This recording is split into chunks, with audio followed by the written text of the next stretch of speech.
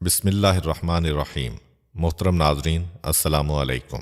آج کی ویڈیو میں ہم قریش مکہ کی طرف سے رسول کریم صلی اللہ علیہ وآلہ وسلم اور ان کے خاندان بنی ہاشم کی شیب ابی طالب کی گھاٹی میں 3 سالہ قید کا واقعہ بیان کریں گے۔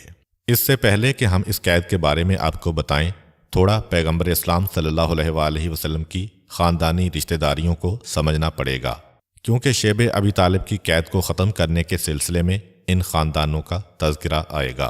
انشاءاللہ پیغمبر اسلام کے آباء و اجداد کے بارے میں ایک تفصیلی ویڈیو ہم بعد میں آپ کے لیے لے کر آئیں گے۔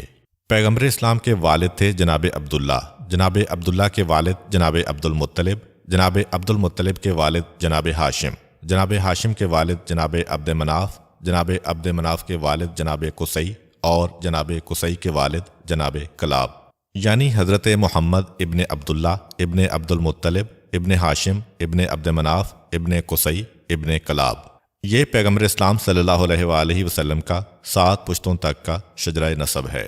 ان میں سے جناب قصی وہ شخصیت ہے جنہوں نے پورے خاندان کو، جو بکھر چکا تھا، ایک جگہ سمیٹ کے دوبارہ اتنا طاقتور بنایا کہ مکے پہ قبضہ کیا خاندان بنی ہاشم نے۔ پہلے ایسے حالات گزرے تھے کہ اگرچہ حضرت اسماعیل علیہ السلام کے صحیح وارث یہی لوگ تھے، مگر دشمنوں نے ان کو مکے سے بے دخل کر دیا۔ جناب قصی کے زمانے میں دوبارہ یہ لوگ طاقتور ہوئے اور اپنے حق کو حاصل کیا۔ مکے میں خانہ کعبہ کی عمارت کو تعمیر کرایا اور کچھ نئی چیزیں مکے میں شامل کیں۔ ان کے بیٹے تھے جناب عبد مناف۔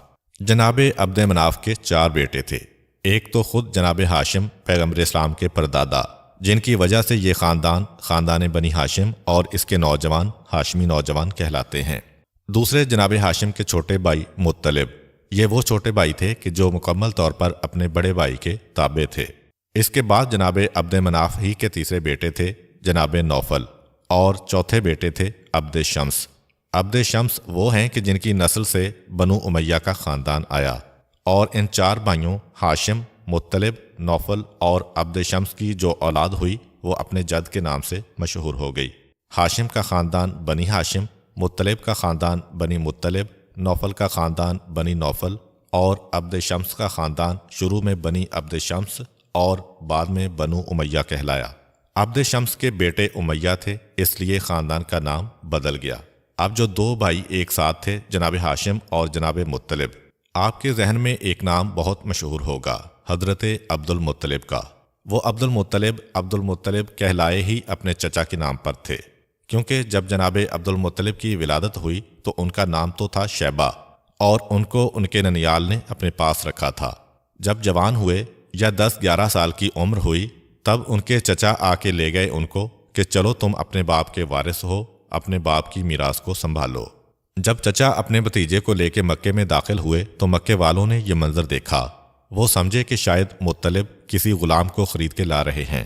کہا کہ یہ مطلب ہیں اور یہ ان کا غلام عبد المطلب، اور اس کے بعد نام ہی یہ پڑ گیا۔ تو جناب عبد المطلب الگ ہیں، خاندان مطلب الگ ہیں۔ جناب عبد المطلب جناب ہاشم کے بیٹے ہیں، اور خاندان مطلب جناب عبد المطلب کے چچا مطلب کی اولاد ہیں۔ اب ہم اپنے موضوع کی طرف آتے ہیں۔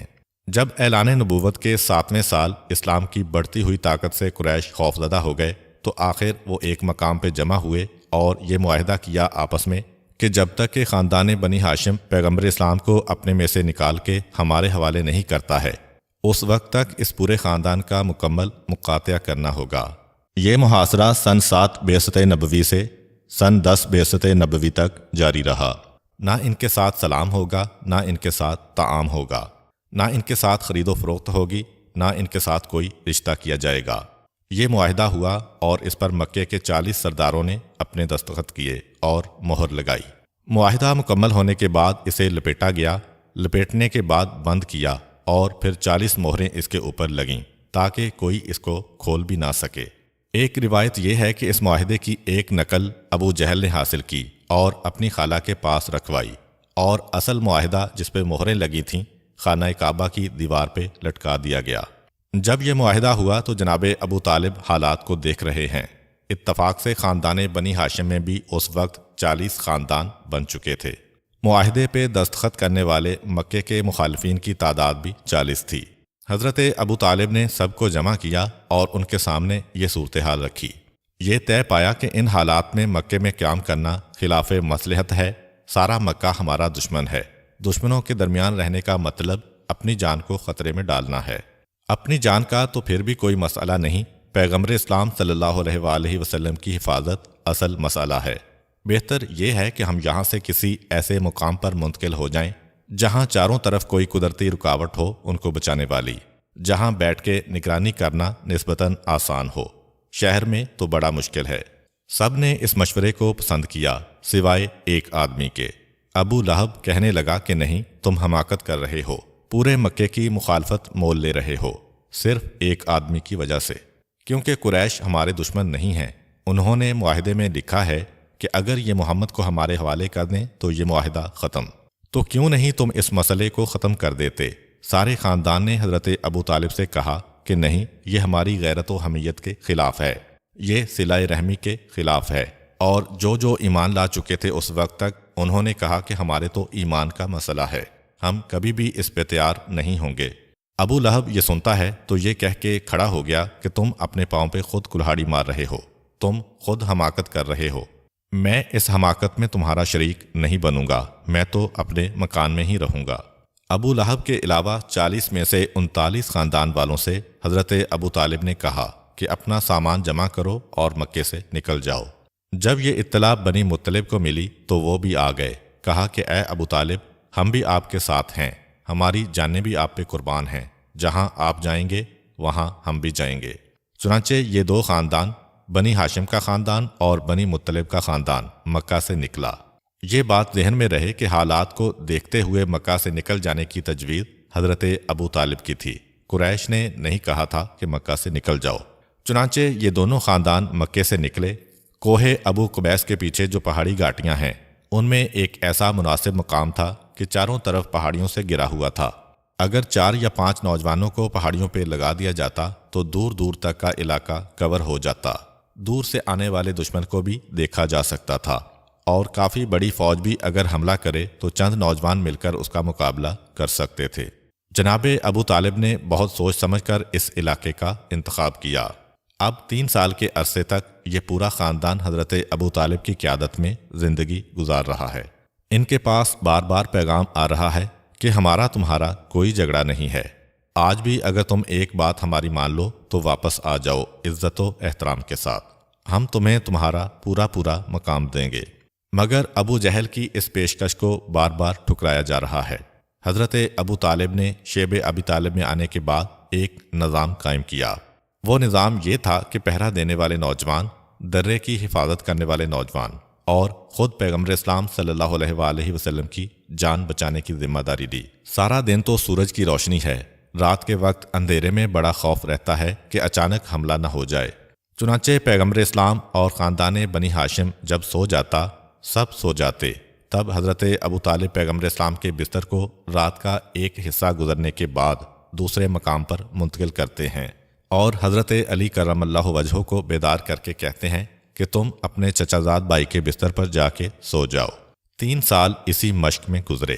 اس دوران حضرت علی کرم اللہ وجہہ کی ایک ذمہ داری اور بھی تھی کہ وہ 8-10 نوجوانوں کو ساتھ لے کر نکل جاتے تھے اور بنی ہاشم کے لیے کھانے پینے کا انتظام کرتے تھے، کیونکہ جس وقت خاندان بنی ہاشم شیب ابی طالب میں آیا، جتنا راشن تھا وہ ختم ہو گیا تھا، اور قریش نے اور زیادہ سختی کر دی۔ وہ اس طرح کے آس پاس جتنے بھی گاؤں اور قبیلے ہیں، سب جگہ ان کے قاصد پہنچ گئے، خبردار خاندان بنی ہاشم کے ہاتھ کوئی چیز نہ بیچنا نہ خریدنا، ورنہ ہماری اور تمہاری دشمنی ہو جائے گی۔ ابھی مسلمان اتنے طاقتور نہیں ہیں کہ ان کو خوش کرنے کی خاطر آس پاس کے دیہات ابو جہل کو ناراض کر دیں۔ چنانچہ آس پاس کے دیہاتوں میں بھی معاملہ ختم ہو گیا۔ اس کے علاوہ جو تجارتی قافلے مکے میں آتے ہیں، ان سے کہا جاتا ہے کہ اگر تم نے خاندان بنی ہاشم کے ہاتھ کوئی چیز بیچی یا خریدی، اس کے بعد تمہارا مکہ میں آنا، آؤ گے بھی تو ہم تم سے کوئی سامان نہیں خریدیں گے۔ جو خاندان بنی ہاشم سے تجارت کرے، ہمارا اس کا ہمیشہ کے لیے قطع تعلق تجارت کے معاملے میں۔ اب کون سا قبیلہ ایسا تھا کہ جو مسلمانوں کی خاطر مکے کے اتنے بڑے سرداروں کو ناراض کر کے اپنے نفع سے ہاتھ دھو لے؟ اور پھر روایت یہ ہے کہ اگر کوئی اتنی ہمت دکھا جاتا تھا کیونکہ پیغمبر اسلام بھی اتنے عرصے سے تجارت کر رہے تھے، ان کے بھی کوئی تجارتی تعلقات تو ہوں گے۔ چنانچہ اگر کوئی ہمت کر کے تجارت کرنے پہ تیار بھی ہو جائے تو ابو لہب کھڑا ہو جاتا اور کہتا، خبردار، ان کے ہاتھ کوئی چیز نہ بیچنا، یہ جتنا نفع دیں گے اس سے زیادہ پیسے میں دینے کو تیار ہوں، اگر تمہیں فقط اپنے نفع کی فکر ہے، یہ میری گارنٹی ہے۔ اور پھر بھی اگر کوئی تجارتی قافلہ ہمت کرتا تو اس کے اوپر حملہ کر کے اس کے مال و اسباب کو لوٹ لیا جاتا۔ مکمل طریقے سے باہر سے کسی چیز کے آنے پہ پابندی لگا دی گئی، نہ مکے میں، نہ مکے کے اطراف میں، نہ کسی تجارتی قافلے میں، کہیں سے بھی مسلمانوں کو مدد نہیں مل سکتی ہے۔ البتہ یہ ذہن میں رہے کہ سال میں 2 مرتبہ مسلمان شیب ابی طالب سے نکلا کرتے تھے۔ عام طور پر کتابوں میں ایسا تاثر دیا جاتا ہے کہ 3 سال تک یہاں محصور رہے، ایسا نہیں تھا۔ کچھ علماء نے لکھا ہے کہ سال میں 1 موقع، اور کچھ نے لکھا ہے کہ سال میں 2 مواقع آتے تھے جب یہ قید وقتی طور پر ختم ہو جاتی تھی اور بنی ہاشم کو شیب ابی طالب سے نکلنے کا موقع مل جاتا تھا۔ لیکن مکہ کا کوئی تاجر ان کے ہاتھ کوئی چیز نہیں بیچے گا، اطراف کا کوئی تاجر ان کے ہاتھ کوئی چیز نہیں بیچے گا۔ اور یہ کون سے 2 مواقع تھے؟ ایک موقع حج کا تھا اور ایک موقع عمرے کا۔ حج کا موقع ذی الحج کا مہینہ اور عمرے کا موقع رجب کا مہینہ، کیونکہ 4 مہینے شہر حرام یعنی قابل احترام مہینے عربوں سے ہی چلے آ رہے ہیں۔ رجب کا مہینہ اور پھر 3 مسلسل مہینے ذی قعد، ذی الحج اور محرم۔ ان میں سے ذی الحج کے مہینے میں کیونکہ حج ہے، حج کے مہینے میں کوئی کسی پہ پابندی نہیں لگا سکتا ہے۔ اس وقت خاندان بنی ہاشم کو شیب ابی طالب سے نکلنے کا موقع ملتا تھا۔ اب میدان مینا میں جو لوگ آئے ہوئے ہیں ان سے اگر کوئی چیز خرید لی، کچھ کپڑے خرید لیے تو خاندان بنی ہاشم کا گزارا ہو گیا۔ لیکن مینا کے میدان میں کون تجارت کے لیے آتا ہوگا؟ کیونکہ مینا کے میدان سے پہلے ہی 2 میلے لگ جاتے تھے۔ میلوں کی تجارت کے بعد تاجروں کا دل کچھ دن تو لگتا ہی نہیں تھا تجارت میں، جیسا کہ آج کل عید کی جب سیل ہو جاتی ہے پھر 2-4 دن تک تو تاجر کا دل ہی نہیں لگتا اپنی دکان میں۔ تو حج کا موقع وہ تھا کہ اس سے پہلے 2 بڑے میلے لگا کرتے تھے عربوں میں۔ اب حج کے موقع پہ جو تاجر آتے ہیں وہ مردہ دیری سے آتے ہیں۔ بہرحال ان سے جو کچھ مل گیا خاندان بنی ہاشم کو وہ مل گیا۔ خاندان بنی ہاشم کے نوجوان مختلف قبیلوں کے پاس جا رہے ہیں کہ تمہارے پاس کچھ کھانے پینے کا سامان بچا ہوا ہے تو ہم کو دے دو، کچھ جوڑے ہیں تو ہم کو دے دو۔ لوگوں سے ان کے استعمال کی چیزیں خرید رہے ہیں۔ ایک یہ موقع تھا اور دوسرا موقع رجب کا مہینہ۔ مسلمانوں میں تو قابل احترام ہے ہی، لیکن عرب کے کافروں میں بھی یہ مہینہ قابل احترام تھا اور لوگ اس مہینے میں عمرے کے لیے آتے تھے، اور خاندان بنی ہاشم اس مہینے میں بھی قید سے باہر جاتا تھا۔ مکے والے تو پھر بھی کوئی چیز نہیں بیچتے ہیں، مگر جو عمرے کے لیے لوگ آئے ہوئے ہیں ان سے خرید و فروخت ہو جاتی ہے، تو سال میں 2 مرتبہ یہ موقع ملتا ہے۔ اب اس میں کتنا سامان خرید سکتے ہوں گے؟ خصوصاً ان لوگوں سے خرید و فروخت ہوتی ہے جو تاجر نہیں ہیں، کیونکہ تاجر تو عمرے میں بھی ان کے ہاتھ کچھ نہیں بیچے گا، معلوم ہے کہ بعد میں مجھے نقصان ہوگا، قریش میرے خلاف ہو جائیں گے۔ وہ لوگ آتے ہیں کہ جو تاجر نہیں ہیں، عمرہ کر کے جا رہے ہیں، اپنے کپڑے بیچ دیے کہ چلو پیسے مل رہے ہیں یہ سودا بھی کر لو، یا کھانے پینے کی چیز بیچ کے چلے گئے۔ پھر ان 2 مواقعوں پہ جو خریدا، باقی سارا سال اس عالم میں گزرتا تھا کہ چند مہینوں کے بعد پھر وہ نوبت آ جاتی تھی کہ درختوں کے پتے، تنے کی چھال اور جڑوں کو کھود کھود کے کھانا پڑتا تھا۔ اچھا، یہ تو تھا جو قریش کی طرف سے سہولت ملی ہوئی تھی، لیکن اس کے علاوہ حضرت علی کرم اللہ وجہہ نے اپنے اوپر ایک ذمہ داری عائد کی ہوئی تھی کہ آپ نے بنی ہاشم کے نوجوانوں کو ٹریننگ دینا شروع کی ہوئی تھی، اور اس کے بعد جو چاروں طرف 4 دشمن بیٹھے ہوئے ہیں راستہ روک کے، آپ نے اپنے نوجوان سپاہیوں کو چاروں پہاڑوں پہ کھڑا کر دیا تھا۔ تمہارا کام یہ ہے کہ کوئی حملہ کرنے آئے تو فوراً اطلاع کرو، اور جتنی دیر روک سکتے ہو روکو۔ اس کے علاوہ 20 نوجوانوں کا ایک دستہ بنایا تھا کہ ہمارا کام یہ ہے کہ ہم دور دراز کے مختلف قبیلوں میں جا کے سامان خرید کے لایا کریں گے۔ چاروں طرف جو 4 افراد اپنے قبیلے کو لے کے بیٹھے ہوئے ہیں، روز عالم یہ ہوتا تھا کہ حضرت علی رات کے آخری پہر میں نکلتے ہیں، کیونکہ یہ وہ وقت ہوتا ہے کہ پہرے داروں کو بھی نیند آ رہی ہوتی ہے۔ پہرے کو توڑ کے نکل جاتے ہیں اور سامان خرید کے صبح سے تھوڑی دیر پہلے واپس آ جاتے ہیں۔ جب آنکھ کھلتی ہے ابو جہل کی اور اسے اطلاع ملتی ہے کہ غضب ہو گیا، آج ہماری طرف سے علی آئے 20 نوجوانوں کے ساتھ، ہمارے محاصرے کو توڑا اور سامان لے کے آ گئے، اگلے دن دوسرے سردار کو اطلاع ملتی ہے، تیسرے دن تیسرے سردار کو اطلاع ملتی ہے۔ ہر رات کو یہ لوگ تڑپ تڑپ جاتے ہیں، مگر کیا کریں، اتنا سخت پہرا لگاتے ہیں۔ علی پھر بھی اس پہرے کو توڑ کے جاتے ہیں اور کھانے پینے کا سامان لے کے آتے ہیں۔ 3 سال تک یہ کیفیت رہی۔ حضرت ابو طالب کی قیادت میں اس انداز سے شیب ابی طالب کے نظام کو چلایا جا رہا ہے۔ اس دوران ایک مرتبہ بنی ہاشم زیادہ گھبرا گئے۔ انہوں نے شکوہ کیا تھا تو پیغمبر اسلام صلی اللہ علیہ وآلہ وسلم نے اس وقت ایک معجزے کے ذریعے سے ان کو تسلی دی تھی۔ اب اس طرح سے 3 سال گزر رہے ہیں۔ اس دوران کافروں میں سے کچھ ایسے تھے کہ جنہوں نے مسلمانوں کی تھوڑی بہت مدد کی۔ یہ کون لوگ تھے؟ یہ جناب خدیجہ رضی اللہ تعالی عنہا کے خاندان والے تھے، کیونکہ یہ جو بائیکاٹ ہوا تھا یہ بنی ہاشم کا ہوا تھا۔ بنی مطلب خود آ گئے تھے۔ جناب خدیجہ کے خاندان کا تو اس سے کوئی تعلق نہیں تھا، مگر حضرت خدیجہ کے خاندان کو یہ چیز انتہائی گراں گزر رہی تھی کہ ہماری ملکہ ان زحمتوں میں ہے۔ پیغام بھی بھیجا گیا حضرت خدیجہ کو ابو جہل کی طرف سے کہ آپ آ جاؤ، ہمارا آپ سے کوئی اختلاف نہیں ہے، جسے حضرت خدیجہ رضی اللہ تعالی عنہا نے ٹھکرا دیا تھا۔ حضرت ابو طالب کو بھی کئی پیغام بھیجے گئے۔ آخری پیغام یہ بھیجا گیا کہ اے ابو طالب، تم ہمارے پاس آ جاؤ تو اب ہمارا وعدہ ہے کہ ہم تمہیں اپنا بادشاہ بنا لیں گے۔ جو عہدہ آج تک مکے میں نہیں تھا، ہم تمہیں اپنا بادشاہ بنانے کو تیار ہیں۔ اس آخری پیغام کے جواب میں حضرت ابو طالب نے ایک مشہور قصیدہ لکھ کے بھیجا۔ اس کا خلاصہ یہ ہے کہ جان دے دیں گے مگر محمد کی محبت اور اطاعت سے منہ نہیں موڑیں گے۔ تو حضرت ابو طالب کو آخری پیشکش یہ ہوئی جس کا یہ سخت جواب دیا حضرت ابو طالب نے، اور ادھر حضرت خدیجہ کو بھی پیشکش کی جا رہی ہے۔ جناب خدیجہ نے بھی ٹھکرا دیا، مگر جناب خدیجہ کے خاندان والوں کا دل یہ چاہتا ہے کہ ہم کم سے کم جناب خدیجہ کی کچھ نہ کچھ مدد کریں۔ چنانچہ ان کے خاندان والوں میں سے جس کو موقع ملتا ہے وہ کھانے پینے کا سامان پہنچا دیتا ہے ان پہاڑی گھاٹیوں میں۔ اس میں بالخصوص 3 آدمیوں کا نام آتا ہے جو حضرت خدیجہ رضی اللہ تعالی عنہا کے رشتہ دار ہیں۔ ایک ہشام ابن عمرو عامری، جس کا طریقہ کار یہ ہے کہ وہ اونٹوں پر کھانے پینے کا سامان لاد کے اس طرف سے گزرتا ہے، اور موقع دیکھ کے جہاں کوئی گھاٹی نظر آئی وہ اپنے اونٹوں کو تیزی سے بھگا کے چھوڑ دیتا ہے اور خود وہاں کھڑا رہتا ہے۔ خاندان بنی ہاشم کو معلوم ہے کہ یہ کس نے سامان بھجوایا ہے، چنانچہ وہ سامان اتار کے خالی اونٹوں کو پھر ہنکا دیتے ہیں۔ یہ اپنے اونٹ لے کے آ جاتا ہے۔ ایک مرتبہ ابو جہل نے یہ دیکھ لیا، خاصا ناراض ہوا، سختی کے ساتھ روکنا چاہا، لیکن ہشام ابن عمرو کے بھی کچھ چاہنے والے نکل آئے۔ ابو جہل نے دیکھا کہ حالات بگڑ رہے ہیں، چنانچہ وہ خاموشی سے واپس چلا گیا۔ دوسری شخصیت ابو العاص کی ہے۔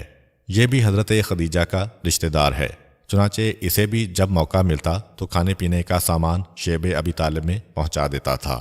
اور تیسری شخصیت ہے جناب حکیم ابن حزام کی۔ یہ حضرت خدیجہ رضی اللہ تعالی عنہا کے بھتیجے ہیں۔ یہ اسلام تو نہیں لائے تھے مگر ہم درد تھے پیغمبر اسلام صلی اللہ علیہ وآلہ وسلم کے۔ یہ بھی اکثر و بیشتر کھانے پینے کا سامان لے کے شیب ابی طالب میں پہنچایا کرتے تھے۔ ہشام ابن عمرو تو اونٹوں کو ہنکا دیتا تھا، خود اندر داخل نہیں ہوتا تھا۔ ابو العاص اور حکیم ابن حزام کوشش کرتے تھے کہ یہ سامان ہم خود بنی ہاشم کے کسی نوجوان کے ہاتھ میں دے کے آئیں۔ تو ایک مرتبہ حکیم ابن حزام کھانا دے کے واپس آ رہے تھے کہ ابو جہل نے پکڑ لیا۔ یہ کیا طریقہ ہے؟ تمہارے خاندان نے بھی اس معاہدے پر دستخط کیے ہیں، کیونکہ سارے مکے نے دستخط کیے تھے۔ ان کو تو دھمکی دی گئی تھی کہ جو دستخط نہیں کرے گا اس کا بھی یہ حشر ہوگا، چنانچہ ان کو بھی مجبوراً دستخط کرنا پڑے۔ ابو جہل نے کہا کہ یہ کیا طریقہ ہے، تم سامان لے کے کیوں جاتے ہو؟ حکیم ابن حزام کو بھی غصہ آ گیا، کہا کہ میں لے کے جاؤں گا، جو تم کر سکتے ہو کرو، میں یہ سامان تو پہنچا کے رہوں گا۔ حکیم ابن حزام بھی یہ گفتگو اس اعتماد کے ساتھ شاید اس لیے کر رہے ہیں کہ انہیں معلوم ہے کہ 1.5-2 سال کی قید کے بعد اب مکے والوں کے خیالات بدل رہے ہیں۔ اب بنی ہاشم کے ان مظالم پر بہت سے دشمن قبیلے بھی اپنے آپ کو برا بھلا کہہ رہے ہیں، چنانچہ وہ اعتماد کے ساتھ لڑنے لگے کہ نہیں، میں تو پہنچاؤں گا، جو تمہیں کرنا ہے کر لو۔ ابو جہل غصے کے عالم میں تھا کہ ابو البختری یہاں سے گزرا۔ یہ ابو البختری ابو جہل کا دوست تھا اور اسلام مخالف مہم میں ایک سرگرم رکن بھی تھا، لیکن یہ حضرت خدیجہ کا دور کا رشتہ دار بھی تھا ان کی ماں کے حوالے سے۔ اس نے جب یہ دیکھا کہ میرے رشتہ دار حکیم بن حزام کو ابو جہل روک کے کھڑا ہے، ابو جہل سے پوچھا کیا ہوا ہے؟ ابو جہل نے کہا کہ دیکھا نہیں، یہ تمہارا رشتہ دار ہمارے مجرموں کو کھانا پینا مہیا کر رہا ہے۔ ابو البختری کہنے لگا تو کیا ہوا؟ اس کی پھوپھی ہے وہاں پہ، اپنی پھوپھی کی مدد کر رہا ہے، تم کون ہو روکنے والے؟ ابو جہل کو غصہ آ گیا، کہا کہ اے ابو البختری، یہ تو ایسا لگ رہا ہے کہ تم بھی اس کی حمایت پہ آمادہ ہو رہے ہو۔ ابو البختری مسلمانوں کا سخت ترین دشمن ہے۔ اس نے یہ سنا تو اسے بھی غصہ آ گیا۔ قریب ہی ایک اونٹ کی ہڈی پڑی ہوئی تھی، وہ ہڈی اٹھا کے اتنے زور سے ابو جہل کے سر پہ ماری کہ ابو جہل کا سر پھٹ گیا کہ تم نے میرے اوپر یہ الزام لگایا ہے۔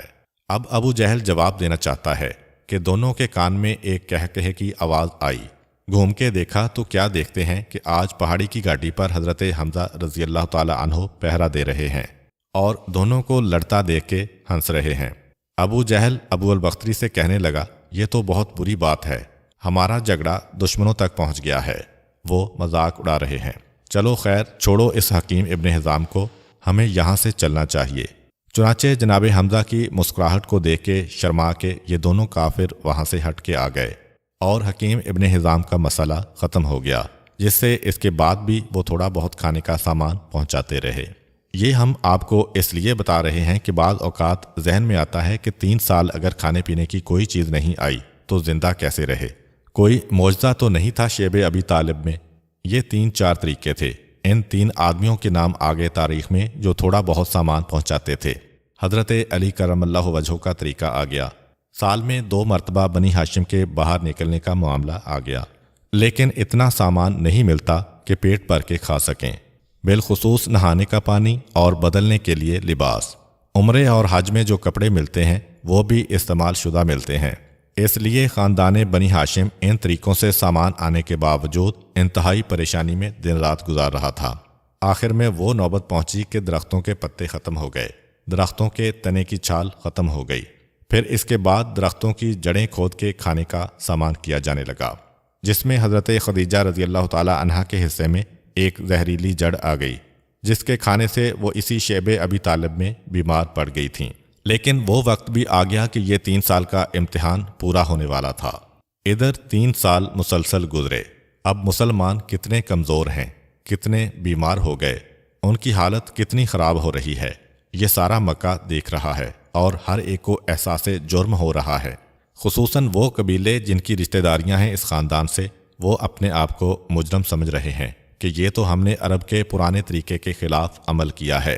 یہ ایک طرف، اور دوسری طرف رات کی تاریکی میں جو بچے روتے ہیں اس کے بھی اثرات ہو رہے ہیں لوگوں پر، یہاں تک کہ ایک وہ وقت آیا کہ پروردگار کی مصلحت کا تقاضا ہوا کہ یہ امتحان اب مکمل ہو گیا ہے، اسے ختم کیا جائے، اور وہ اس طرح کہ آہستہ آہستہ مکے میں مسلمانوں کے لیے ایک فضا ہموار ہو چکی تھی۔ لوگ خود اپنے آپ کو مجرم سمجھنے لگے تھے کہ یہ ہم سے غلطی ہو رہی ہے۔ ہشام ابن عمرو عامری کہ جن کو حضرت خدیجہ رضی اللہ تعالی عنہا کی بیماری کی خبر بھی مل چکی تھی، بڑے پریشان ہوئے کہ یہ تو ہماری غیرت کے خلاف ہے، ہماری ملکہ ہیں اور اس حالت میں بیمار ہیں اور ہم کچھ نہیں کر رہے، کسی طرح اس معاہدے کو ختم کرنا چاہیے۔ مگر ہشام اکیلے ہیں، وہ کیا کریں؟ وہ قبیلہ بنی مخزوم کے سردار زبیر یا زہیر کے پاس پہنچے۔ زہیر کے پاس کیوں گئے؟ زہیر کے پاس اس لیے گئے کہ زہیر کے والد تو بنی مخزوم کے تھے، مگر ان کی والدہ خاندان بنی ہاشم کی تھیں اور بہت ہی قریبی رشتہ تھا ان کا خاندان بنی ہاشم سے۔ یہ حضرت عبد المطلب کی بیٹی ہیں اور ان کا نام ہے عاتقہ۔ اس کا مطلب کیا ہوا کہ زہیر کی ماں نبی کریم صلی اللہ علیہ وآلہ وسلم کی پھوپھی ہیں اور حضرت ابو طالب کی بہن ہیں۔ جس وقت ہشام زہیر کے پاس پہنچے، اتفاق سے کھانے کا وقت تھا، دیکھا کہ سردار قبیلہ ہیں، دسترخوان ہے، کھانا چل رہا ہے۔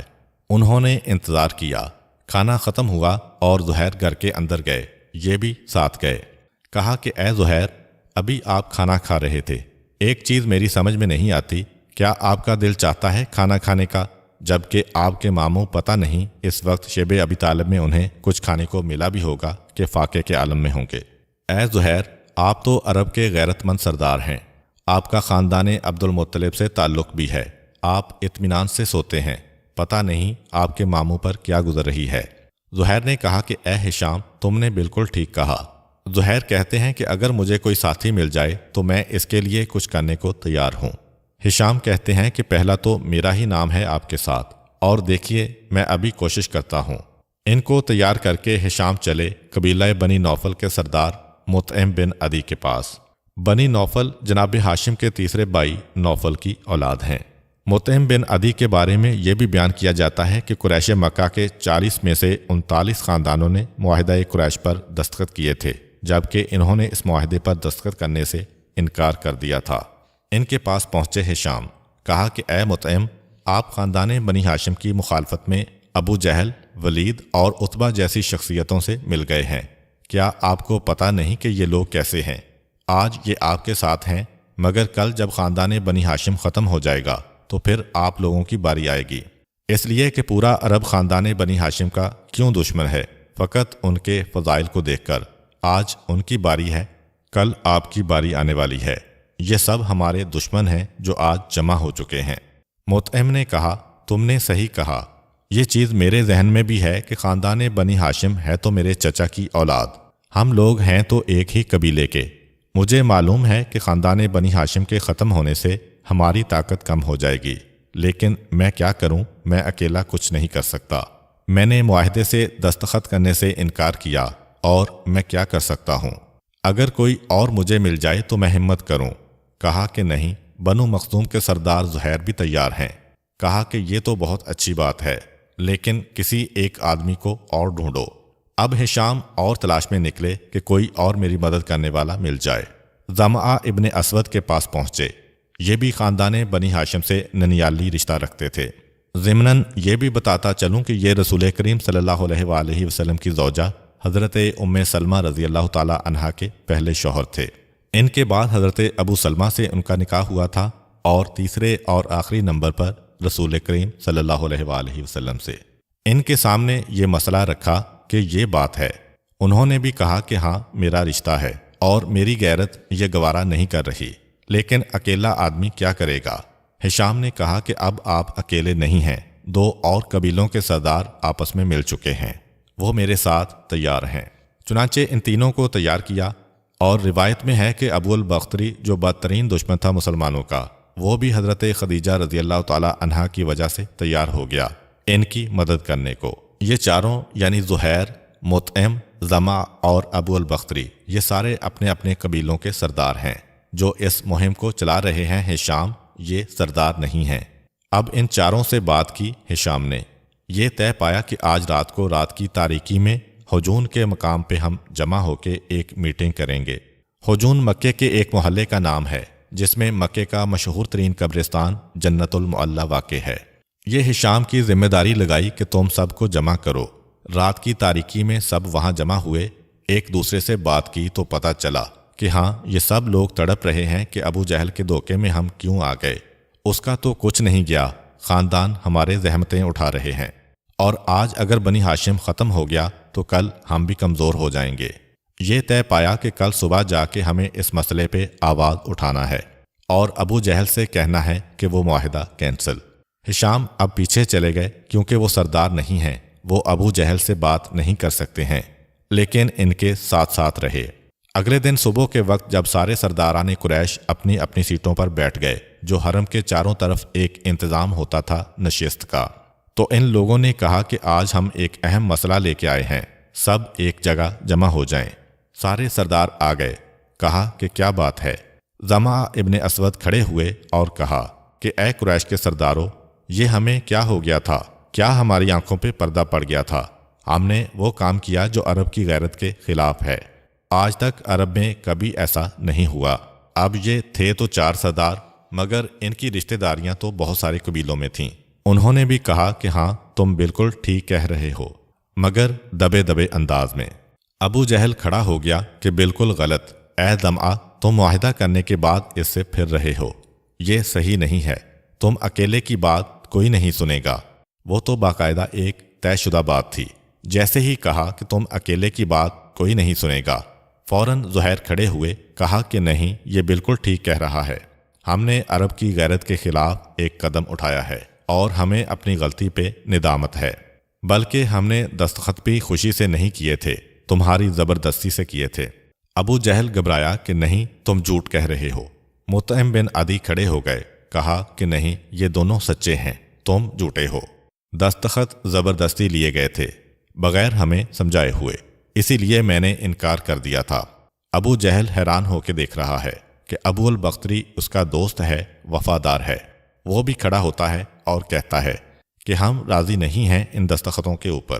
ابو جہل ہے تو شاطر دماغ، کہتا ہے کہ یہ تو ایسا لگ رہا ہے کہ کل رات کو کوئی خاص میٹنگ ہوئی ہے جس میں یہ باتیں طے پائی ہیں۔ ابھی ابو جہل اور ان لوگوں میں یہ جھگڑا چل رہا ہے اور باقی سردار خاموش ہیں کہ کس کا ساتھ دیں۔ پھر کسی کی آواز آئی کہ دیکھو سردار مکہ آ رہا ہے۔ سب نے نگاہیں اٹھا کے دیکھا تو پہلی مرتبہ عام دنوں میں نیا لباس پہنے ہوئے حضرت ابو طالب انتہائی وقار کے ساتھ شیب ابی طالب سے حرم میں داخل ہو رہے ہیں۔ سال میں 2 مرتبہ تو یہ لوگ باہر نکلتے ہیں، مگر یہ جو تاریخ تھی محرم کا مہینہ تھا یا ربیع الاول کا، اس میں تو باہر نکلنے کا کوئی موقع نہیں تھا۔ آج ابو طالب کیسے آ رہے ہیں؟ ایک دوسرے سے باتیں ہونے لگیں کہ اپنے جھگڑے کو ختم کرو۔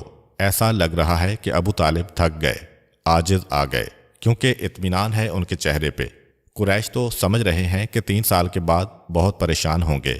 بہت اطمینان ہے، ایسا لگ رہا ہے کہ وہ اپنی شکست ماننے آ رہے ہیں اور اپنے بیٹے کو ہمارے حوالے کر دیں گے۔ اور وہاں کیا واقعہ پیش آیا؟ اسی صبح کو جب یہ 5 آدمی رات کو میٹنگ کر کے تیار ہوئے تھے، اسی صبح کو پیغمبر اسلام صلی اللہ علیہ وآلہ وسلم نے اپنے چچا سے کہا کہ اے میرے چچا ابو طالب، آج آپ کو جانا ہے اور نئے کپڑے پہن کے جائیے سرداران مکہ کی میٹنگ میں، اور ان کو جا کے یہ بتائیے کہ جو معاہدہ انہوں نے کیا تھا پروردگار نے دیمک کو اس پہ مسلط کر دیا ہے۔ سوائے اللہ کے نام کے پوری عبارت، خصوصاً وہ عبارت جس کا تعلق قطع رحمی سے ہے، رشتہ داروں کا حق نہ ادا کرنے سے ہے، اسے دیمک نے چاٹ کے کھا لیا ہے۔ آپ جا کے ان کے سامنے صرف اتنا پیش کیجئے، یہ نہیں کہ ہمیں چھوڑ دو یا معاہدہ ختم کرو، صرف یہ بات بتانی ہے۔ حضرت ابو طالب اپنے ساتھیوں کے ساتھ چلے جو بزرگ تھے قبیلے کے۔ عین اس وقت آئے کہ جب یہ جھگڑا عروج پر تھا، مگر ابو جہل نے خاموش کرا دیا۔ خاموش ہو جاؤ، ابو طالب آ رہے ہیں، شاید اپنے بھتیجے کو ہمارے حوالے کرنے آ رہے ہیں۔ حضرت ابو طالب آئے، سارا مجمع کھڑا ہوا احترام ابو طالب میں۔ حضرت ابو طالب کو سب نے سلام کیا، آپ نے سلام کا جواب دیا اور کہا کہ آج میں تمہارے لیے خبر لے کے آ رہا ہوں۔ قریش متوجہ ہوئے، کیا خبر لے کے آ رہے ہیں؟ ہر ایک کے ذہن میں تو ایک ہی بات ہے کہ آپ اپنے بھتیجے کو ہمارے حوالے کریں گے۔ کہا کہ نہیں، میرے بھتیجے نے مجھے خبر دی ہے کہ پروردگار نے اس کو بتایا ہے کہ تمہارے اس معاہدے کو اس طرح سے دیمک نے کھا لیا ہے، اور یہ میرا بھتیجا کہہ رہا ہے جس نے آج تک کوئی غلط بات نہیں کہی۔ اگر ایسا نہ ہو تو میں اپنے بھتیجے کو تمہارے سپرد کر دوں گا، پھر تمہاری مرضی اسے زندہ رکھو یا اسے سزا دو۔ اتنا یقین اور اطمینان حضرت ابو طالب کے انداز میں ہے۔ جس طرح سے یہ بات سنی گئی، اس وقت تمام سردار گھبرا کر ایک دوسرے کو دیکھنے لگے۔ ابو جہل نے کہا، بالکل جھوٹ بات، میں ابھی دکھاتا ہوں کہ یہ غلط بات ہے۔ جاؤ دیوار کعبہ سے اس معاہدے کو اتار کے لاؤ۔ اس معاہدے کو اتار کے لایا گیا۔ اب سب نے پہلے تو غور سے دیکھا، ہاں مکمل طریقے سے مہر بند ہے، اس کا امکان ہی نہیں کہ دیمک اس کے اندر داخل ہوئی ہو، اور یہ بھی ممکن نہیں کہ کسی نے کھول کے دوبارہ بند کیا ہو، مہریں تو وہی لگی ہوئی ہیں۔ اب سارے مجمع کے سامنے ان مہروں کو توڑا گیا، اور جب اس معاہدے کو نکالا گیا تو دیکھا گیا کہ فقط پہلا جملہ بسمک اللہم، جو عرب بھی زمانہ جاہلیت میں اپنی تمام تحریروں میں لکھا کرتے تھے، یہاں تک کہ صلح حدیبیہ جب ہوئی اس میں بھی سب سے پہلے یہی لکھا گیا، بسمک اللہم، یعنی اے خدا تیرے نام سے آغاز ہوتا ہے۔ یہ عربوں کی بسم اللہ تھی۔ بسمک اللہم موجود ہے، باقی ساری عبارت کو دیمک کھا چکی ہے۔ جب یہ منظر دیکھا تو سب پریشان کہ کیا ہو گیا ہے، سب کے سر جھکے ہیں۔ وہاں زہیر اور مطعم بن عدی دونوں کھڑے ہو گئے اور ابو جہل کے ہاتھ سے اس کاغذ کو چھینا اور اس کو پارا پارا کر کے پھینک دیا اور کہا، یہ ختم ہو گیا معاملہ، ہم تو پہلے ہی کہہ رہے تھے۔ ابو جہل سٹ پٹایا، یہ تم نے کیا کیا؟ اس پہ سب کے دستخط ہیں۔ کہا کہ نہیں، اب ہم اس دستخط کو نہیں مانتے ہیں، ہم تو پہلے ہی اس معاہدے کو توڑنا چاہتے ہیں۔ حضرت ابو طالب کا کام ختم ہو گیا، کچھ نہیں کہا، یہ جھگڑا ہو رہا ہے۔ حضرت ابو طالب خانہ کعبہ کے قریب آئے، طواف کیا اور وہاں سے واپس شیب ابی طالب میں چلے گئے۔ اور کوئی بات نہیں کی۔ یہ 5 افراد جن میں 4 سردار ہیں اور ایک ہشام ابن عامر ہے، انہوں نے کہا کہ یہ معاہدہ تو ہم نے پھاڑ دیا ہے۔ 40 میں سے جو باقی 35 تھے کوئی نہیں بولا سوائے ابو جہل کے۔ اس کا مطلب یہ ہے کہ قریش ہمارے ساتھ ہیں۔ اب یہ اپنے اپنے قبیلوں میں گئے، باقاعدہ ہتھیار لگا کے مکمل تیاری کے ساتھ یہ اپنے نوجوانوں کے دستوں کو لے کے آئے شیب ابی طالب میں۔ یہ چاروں قبیلے پہنچتے ہیں اپنے اپنے سردار کی قیادت میں، اور پوری عزت و احترام کے ساتھ خاندان بنی ہاشم و خاندان بنی مطلب کو شیب ابی طالب سے نکالا جاتا ہے، اور وہ اپنے گھروں میں منتقل ہوئے، اور ایک لمحے کے لیے مکے کی فضا مسلمانوں کے حق میں ہو گئی۔ اور اگر اسی انداز سے معاملات چلتے تو شاید ہجرت کا واقعہ بھی پیش نہ آتا، مگر پروردگار کی مصلحت تو یہ تھی کہ مسلمانوں کے ایمان کا مکمل امتحان ہو جائے۔ اس لیے مسلمانوں کے حق میں جو ماحول جا رہا ہے کون سے ایسے واقعات پیش آئے کہ ایک مرتبہ پھر مسلمانوں کی مخالفت فوراً شروع ہو گئی۔ وہ کیا واقعات تھے؟ پہلا واقعہ تو یہ کہ حضرت ابو طالب جن کی 85 سال عمر ہو چکی ہے، 3 سال شیب ابی طالب کے سارے مصائب برداشت کیے، انتہائی بیمار ہو چکے تھے۔ بعض روایتوں میں ہے کہ شیب ابی طالب سے آنے کے 2 مہینے بعد، اور بعض میں ہے کہ 6 مہینے کے بعد ربیع الاول یا رجب کے مہینے میں، اور بعض کہتے ہیں کہ شوال کا مہینہ تھا۔ حضرت ابو طالب انتہائی شدید بیمار ہو گئے، اور وہ وقت آ گیا کہ سارے مکے کو یقین ہو گیا کہ حضرت ابو طالب ہم سے رخصت ہو رہے ہیں۔ چنانچہ دوست اور دشمن سب حضرت ابو طالب سے آخری ملاقات کے لیے آئے۔ اس وقت حضرت ابو طالب نے 3 وصیتیں کیں۔ پہلی وصیت مکے کے ان لوگوں کو کی جو دوسرے قبیلوں کے سرداران ہیں، جن میں ابو جہل بھی ہے۔ کہا کہ دیکھو، میں تمہیں وصیت کرتا ہوں کہ میرے بھتیجے کی مخالفت نہ کرنا، اس کا ساتھ دینا، لیکن مجھے معلوم ہے کہ تم میری بات نہیں مانو گے، اور دیکھو، یاد رکھو، اگر تم نے میرے بھتیجے کی بات کو نہیں مانا تو جو غریب لوگ ہیں یہ لوگ اس کی بات مان لیں گے، اور ایک دن وہ آئے گا کہ یہ سردار بن جائیں گے، اور تمہیں انتہائی ذلت کے ساتھ غلامی کو دیکھنا پڑے گا۔ یہ ایسی وصیت کر رہے ہیں حضرت ابو طالب جس کا کوئی امکان نہیں ہے، مگر ایک وہ دن آیا کہ لوگوں نے یاد کیا حضرت ابو طالب کی وصیت کو۔ چنانچہ تاریخوں میں لکھا ہے کہ حضرت عمر رضی اللہ عنہ کی خلافت کا زمانہ ہے۔ سہیل ابن عمرو اور ابو سفیان یہ دونوں مکے کے بہت بڑے سردار ہیں۔ باقی تو جتنے مخالفین تھے پیغمبر اسلام صلی اللہ علیہ وآلہ وسلم کے، وہ جنگ بدر اور جنگ احد میں مارے گئے۔ یہ 2 بڑے سردار باقی تھے۔ سہیل ابن عمرو کون ہے؟ یہ وہ آدمی ہے جس نے صلح حدیبیہ کا معاہدہ لکھا تھا۔ یہ دونوں پہنچے کسی کام سے حضرت عمر رضی اللہ تعالی عنہ سے ملاقات کے لیے۔ بٹھا دیا گیا ان کو دروازے کے باہر۔ اتنے میں حضرت بلال حبشی اور صہیب رومی رضوان اللہ علیہم آ گئے۔ حضرت بلال بھی غلام، حضرت صہیب بھی غلام۔ جیسے ہی یہ آئے دروازہ کھولا گیا اور یہ دونوں اندر چلے گئے۔ جس وقت یہ منظر دیکھا تو یاد کیا ان لوگوں نے کہ ابو طالب نے کیسی وصیت کی تھی۔ اگر ہم مان لیتے تو آج یہ تو نہ ہوتا کہ جو ہمارے غلام ہیں کہ جنہیں کل تک ہم سے ملنے کے لیے انتظار کرنا پڑتا تھا، آج وہ براہ راست حاکم کے پاس جا رہے ہیں، اس لیے کہ وہ اولین مسلمانوں میں سے ہیں، اور ہم کو دروازے پہ بٹھایا جا رہا ہے کہ جب تمہاری باری آئے گی تب تم کو بلایا جائے گا۔ وہ ابو طالب کی کیسی بہترین وصیت تھی، کاش ہم نے اس پہ عمل کیا ہوتا۔ ان کو وصیت کرنے کے بعد رخصت کیا گیا۔ اب اپنے خاندان سے کہا کہ میری تم کو بھی یہی وصیت ہے کہ کبھی بھی میرے بھتیجے کے دامن کو نہ چھوڑنا، جو اس کے ساتھ رہے گا دنیا و آخرت میں وہ کامیاب و کامران ہوگا۔ اور اس کے بعد ان کو بھی رخصت کیا۔ آخری بات پیغمبر اسلام صلی اللہ علیہ وآلہ وسلم سے ہو رہی ہے۔ کہا کہ اے میرے بھتیجے، میرے پاس 2 امانتیں ہیں، پہلے تو یہ لے۔ یہ کہہ کے حضرت ابراہیم علیہ السلام کی وصیتیں پیغمبر اسلام صلی اللہ علیہ وآلہ وسلم کو منتقل کیں، اور جتنے بھی ما قبل کے انبیاء ہیں ان کی امانتیں ایک صندوق میں تھیں، وہ پیغمبر اسلام کے سپرد کیا۔ اس کے بعد کہا کہ اے میرے بھتیجے، میرا ایک مشورہ ہے، اور وہ یہ کہ میرے بعد مکہ کو چھوڑ کر مدینے چلے جانا، جہاں پہ تمہارے پردادا ہاشم کی سسرال ہے، یعنی میرے والد عبد المطلب کی ننیال ہے۔ وہ لوگ تمہاری مکمل حفاظت کریں گے۔ پورے عرب میں اور کوئی شہر ایسا نہیں ہے جہاں تمہیں اتنی حفاظت سے رکھا جائے۔ حضرت ابو طالب کی یہ وصیت اس وقت ہے جب ہجرت کا کوئی تصور ہی نہیں ہے۔ 3 سال کے بعد جب پیغمبر اسلام صلی اللہ علیہ وآلہ وسلم مدینہ پہنچے تو آپ نے دیکھا کہ حضرت ابو طالب کی وصیت कैसी बरहक साबित हुई कि मदीने ने इतनी ताकत दी मुसलमानों को कि सारी दुनिया में इस्लाम का परचम लहराने लगा। चुनांचे इनके बारे में मौलाना अबुल आला मौदूदी कहते हैं कि दानिशमंदी में, सियासी बसीरत में, मुस्तकबिल को देखने में अबू तालिब जैसा कोई था भी नहीं, क्योंकि तीनों वसीयतें वो हैं कि जिसने अमल किया वो फ़ायदे में रहा, जिसने इनको ठुकरा दिया वो नुकसान में रहा। और हज़रत अबू तालिब का इंतकाल हो गया इस आखिरी वसीयत के बाद। पैगम्बर इस्लाम सल्लल्लाहु अलैहि वसल्लम ख़ुद जनाजे के साथ साथ चले। मुकामे हुजून पर जन्नतुल मुअल्ला के कब्रिस्तान में हज़रत अली करमल्लाहु वजहू ने अपने वालिद को कब्र में दफन किया और पैगम्बर इस्लाम सरहाने खड़े हैं। तारीख़ में ये भी लिखा है कि सारा रास्ता रसूल करीम सल्लल्लाहु अलैहि वसल्लम कसीदा पढ़ते हुए चले हज़रत अबू तालिब का, लेकिन क्योंकि उस वक्त तक नमाज जनाजा का हुक्म नहीं आया था, बल्कि बाद रिवायत में है कि किसी भी नमाज का हुक्म नहीं आया था सिवाय फजर और मगरिब की 2 नमाजों के, इसलिए नमाज जनाजा तो नहीं हुई, मगर पैगम्बर इस्लाम ने दुआ पढ़ी और हज़रत अली से कहा कि अब अपने वालिद को कब्र में उतारो।